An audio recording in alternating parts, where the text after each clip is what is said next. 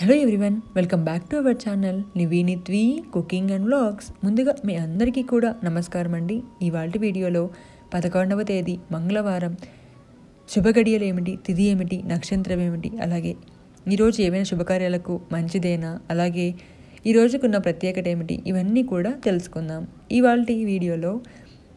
స్వస్తి శ్రీ చంద్రమానం శుభకృత్ నామ సంవత్సరం ఆశ్వయుజ మాసం కృష్ణపక్షం తిథి విద్యా తిథి అండి. రాత్రి 1:32 వరకు అయితే ఉంటుంది. నక్షత్రం అశ్విని నక్షత్రం.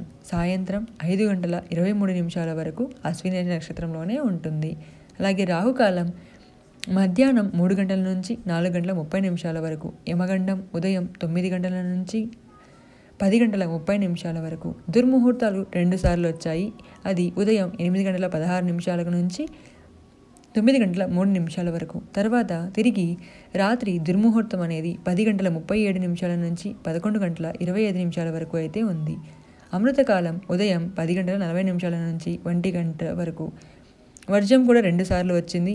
తెల్లవారుజామున 3:18 నుంచి 4:57 వరకు. ఇంకొక వర్జం అనేది 1:20 మధ్యాహ్నం మొదలై 2:57 ముగుస్తుంది.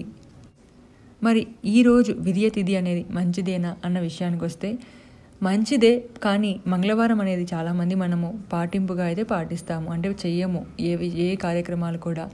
మీరు ఒకవేళ ఏమీ పట్టింపు లేదు, మాకేమీ లేదు అనుకుంటే చాలా మంచిదండి.